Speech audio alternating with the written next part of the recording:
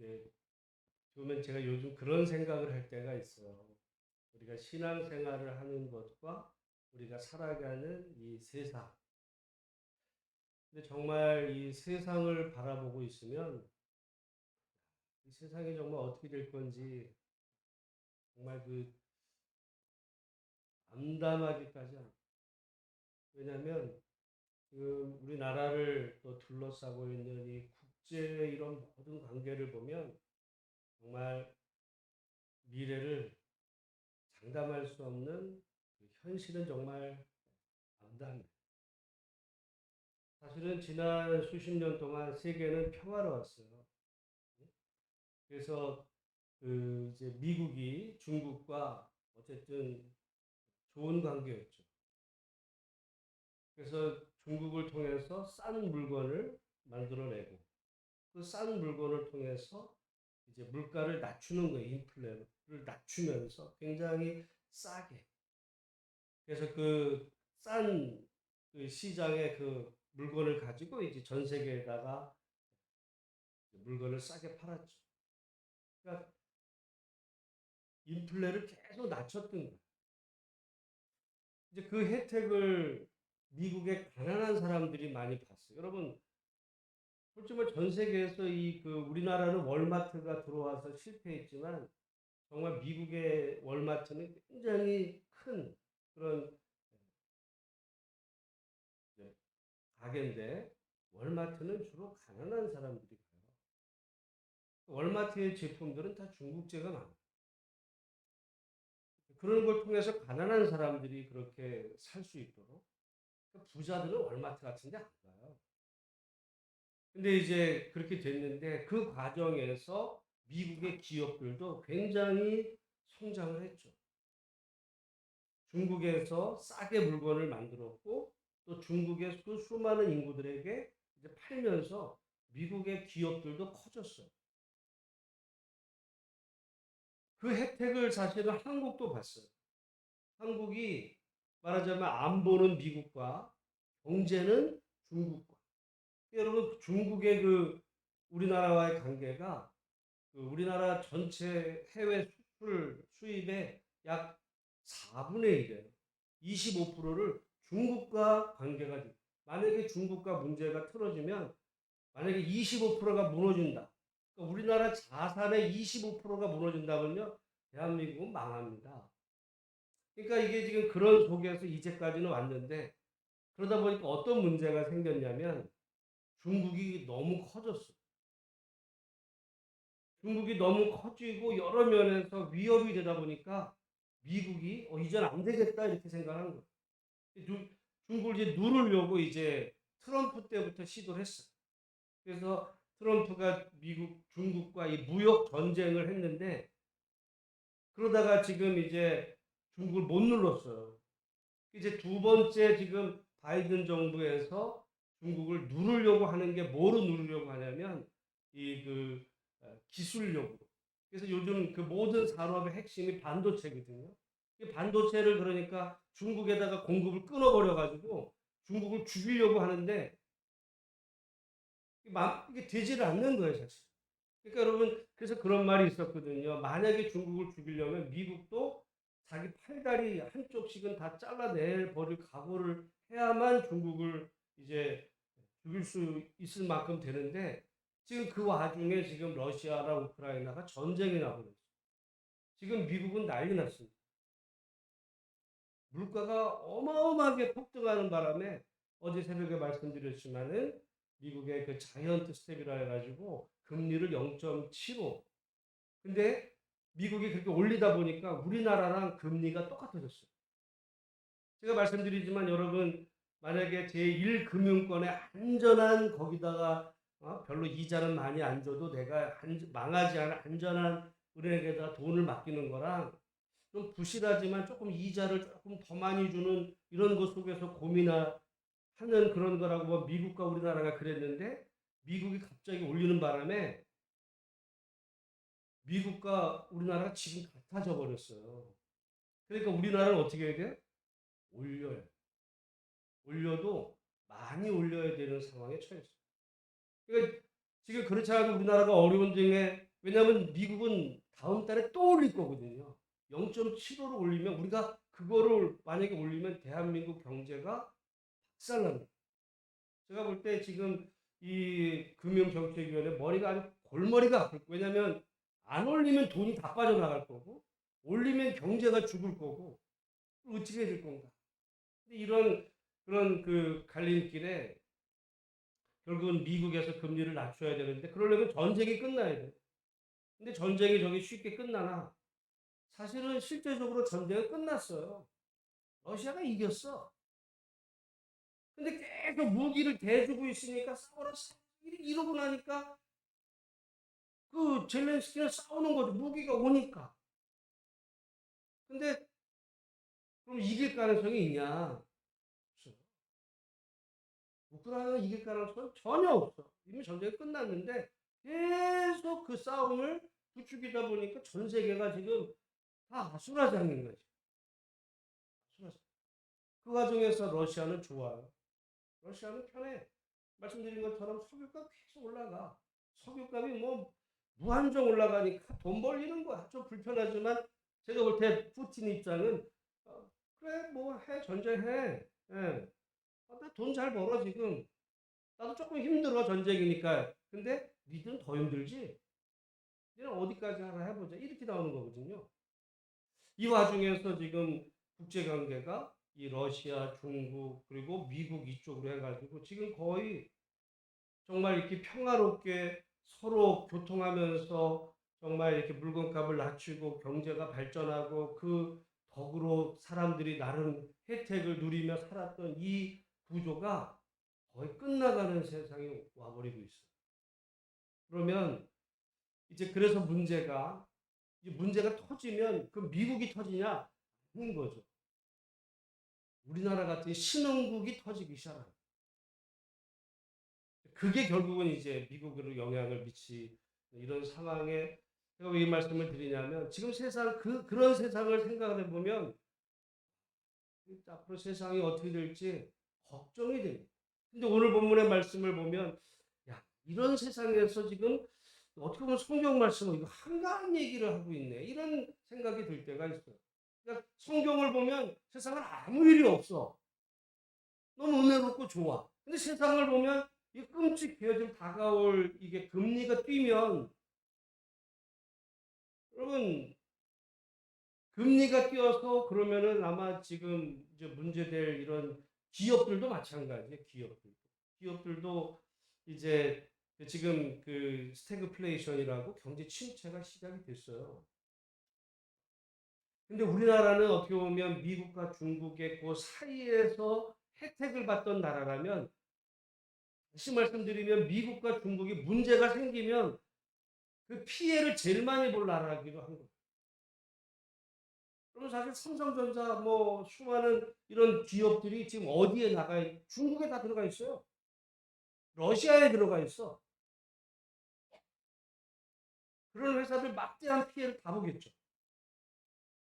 그러니까 이게 우리나라가 무슨 지금 막 우크라이나 러시아 전쟁하면 이제 좀 우크라이나한테 미안하지만 실력 안 되는 건 어떡하겠어. 이제 전쟁이 나지를 말았어야 되는 부분인데 그 때문에 지금 전 세계가 다 죽게 생겼어. 그런 와중에 지금 이 성경 말씀에서 보면 어떻게 보면 이 고비죠. 그러니까 세상은 정말 난리인데 성경은 은혜로운 좋은. 그래서 우리가 그래서 사실은 이 말씀이 필요한 줄도 모르겠다는 생각을 더 해보고. 왜냐하면 세상만 바라보게 되면 막 그 요동치고 풍랑이는 속에서 세상이 곧 망해버릴 것 같아요. 여러분 실제로 지금 이런 국제 간에 지금 여러분 사실은 러시아 우크라이나가 대리전이에요 지금. 어떻게 보면 미국이 직접 와서 무기 주고 싸워 이러는 거예요. 나는 그것도 이상해. 그러면 싸울 거면 러시아 미군이 가서 싸우지. 가서 싸우지는 않아. 그냥 무기만 대주는 거지. 그러니까 나 대신 네가 싸워. 내가 무기 대줄 테니까 네가 싸워. 그러니까 싸우는 것도 아니고 지금 뭐 아닌 것도 아니고 대리전 시키듯 이렇게 이제 되고 유럽 나라들도 마찬가지예요. 이 속에서 지금 아마 뉴스를 들으시겠지만 우리나라는 어제 그제 해서 좀 비가 좀 와서 날 좀 괜찮은데 어떤 데는 막 정말 그 비가 안 와가지고 제가 그러다가 어제 뉴스로는 미국의 여러분 그 미국도 가뭄이 무지 심각해. 미국 가뭄이 너무너무 심각을 해서 그래서 지금 사실은 앞으로 이 곡물값이 굉장히 뛰어올 겁니다. 어제 그제 그 비가 와서 비가 조금 해갈이 됐을지는 모르지만 제가 얼마 전에 누구한테 들었을 때 지금 비 와도 소용이 없다는 거예요. 왜냐하면 감자 같은 경우는 이미 이제 캘 때가 다 됐는데 감자가 자라질 않았어요.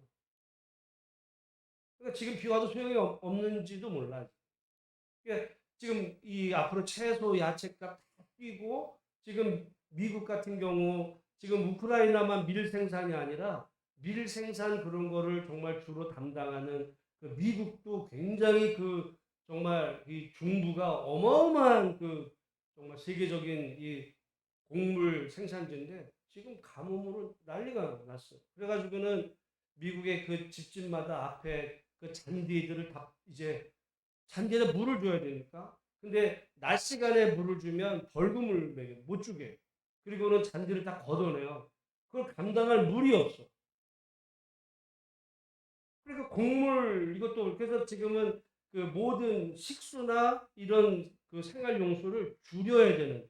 보니까 여러분 이 후보댐이라고 라스베가스 옆에 저도 예전에 가본 후보댐을 가본 적이 있는데요. 그 후보댐의 그 어마어마한 댐에 그 안에 갇힌 우리나라 소양강보다 뭐 어마어마하게 큰 그 거기 안에 그 물이 그 물을 끌어서 5시간 떨어져 있는 LA에다가 물을 공급을 해요. LA는 물이 없어요. LA는 물이 없어. 그러니까 그 물을 LA 사람도 그 후보댐에서 끌어내 그 후보댐이 완전 이 얼마나 줄었냐? 약 50m가 지금 물이 줄었대. 제가 20년 전에 후보댐 간 적이 있거든요.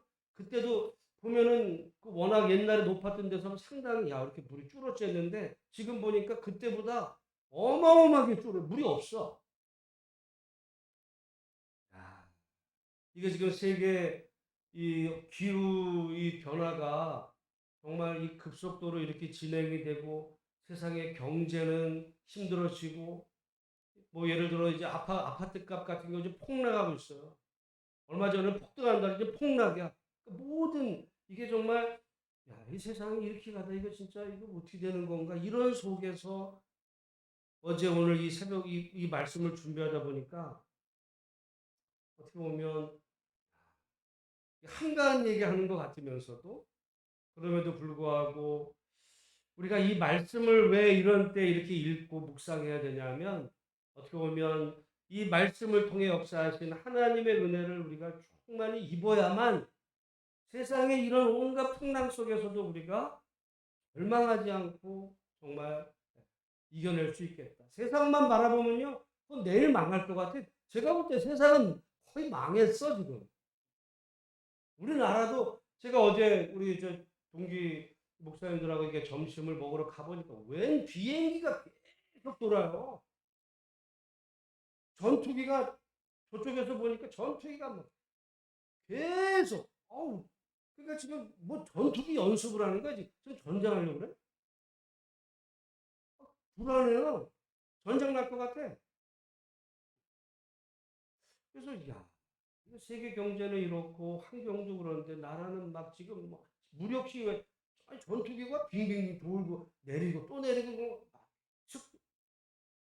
그래서 이런 속에서 오늘 하나님의 말씀을 우리가 보면 오늘 하나님의 말씀 여러분 우리 1절 2절 말씀을 한번 같이 한번 읽어보겠습니다. 시작.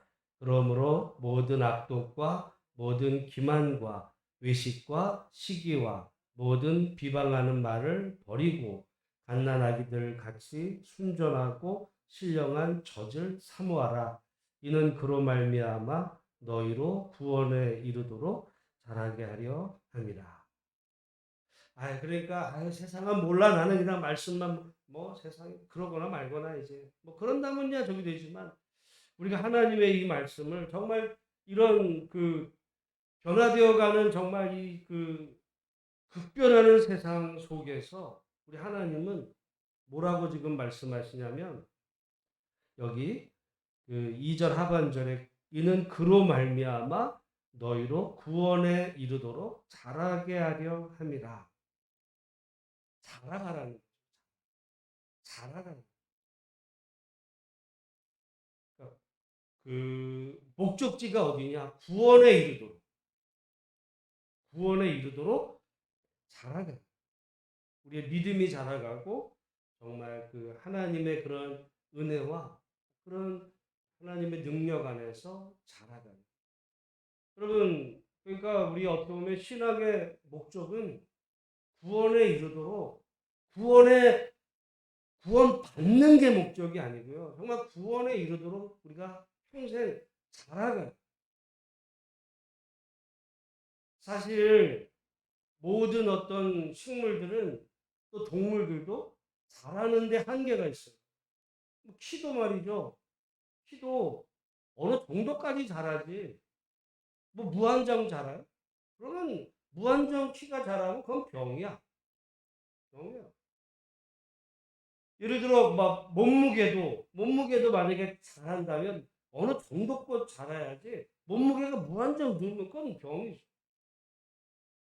근데 식물들도 어느 정도를 자라지만 정말 이렇게 뭐 급성장한 어떤 단계와 그 이후에는 자라가도 이제 미미한데 그러나 우리가 이 신앙 안에서 자라가는 것은 정말 구원에 이르도록 우리가 한평생 우리가 키나 또는 어떤 우리의 뭐 어떤 여러 가지 면에서 더 이상 잘할 수는 없지만 그러나 우리가 그 하나님을 아는 그 믿음의 은혜와 그 크기에서의 자라가는 것은 어쩌면 그거는 무한정이다. 우리가 정말 하나님의 온전한 세계에 이르기까지 자라가는. 나중에 보면 베드로는 언제나 자라가는 걸 얘기를 해요.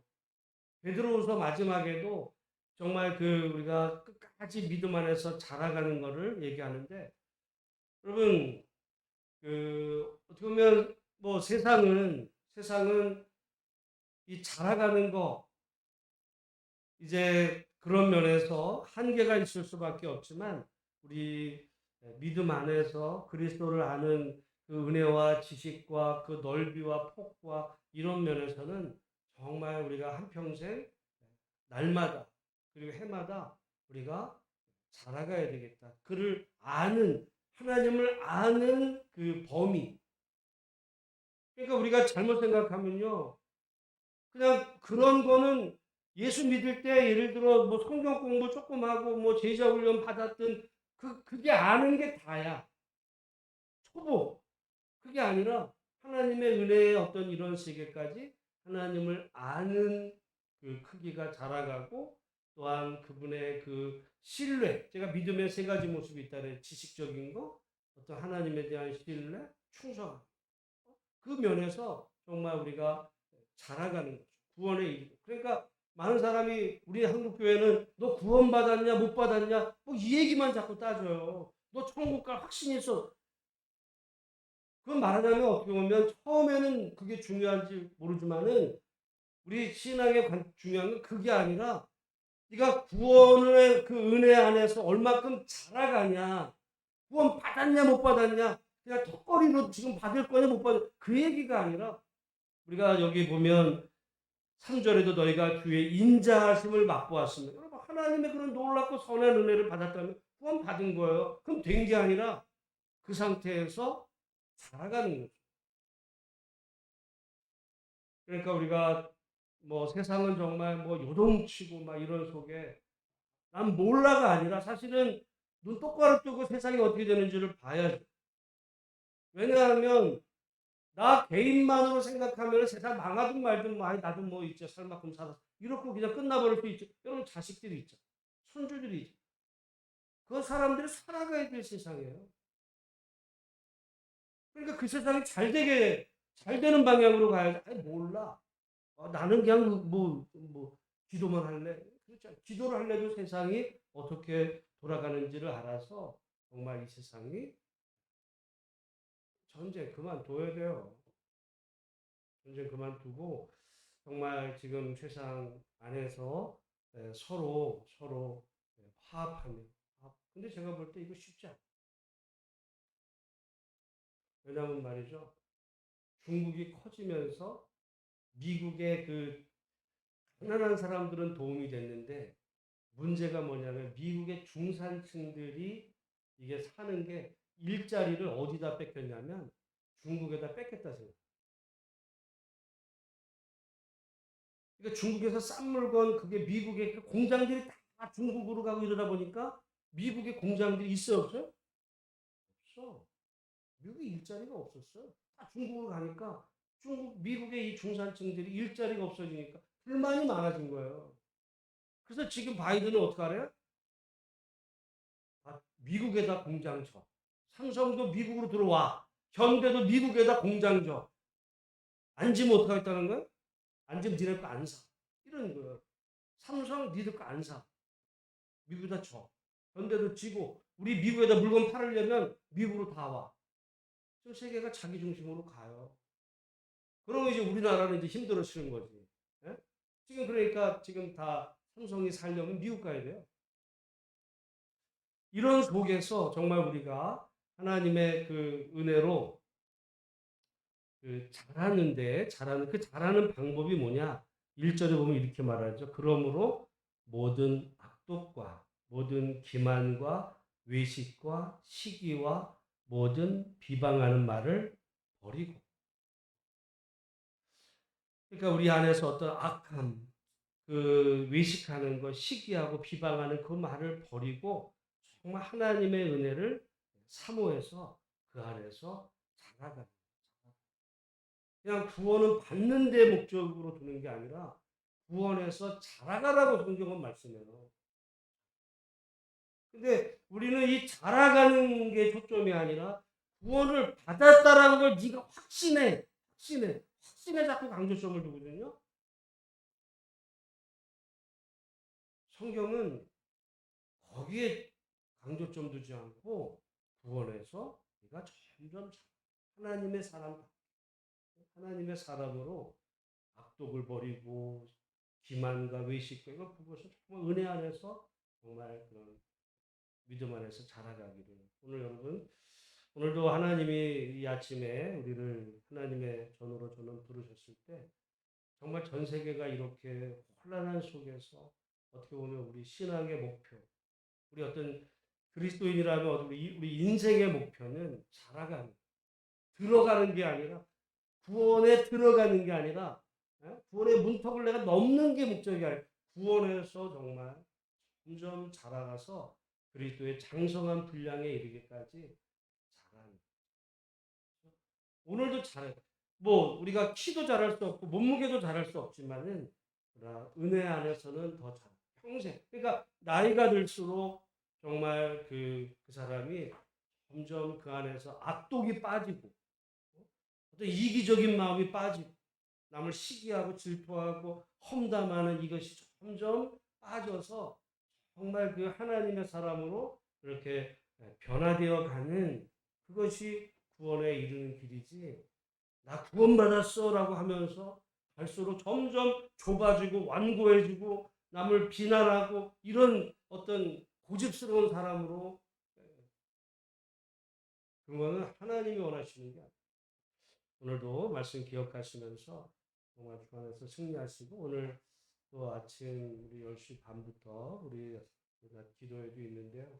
우리 함께 정말 이 어려운 시대를 하나님의 은혜와 사랑으로 넉넉히 이겨 나가실 수 있는 우리 모두가 다 되시기를 바랍니다.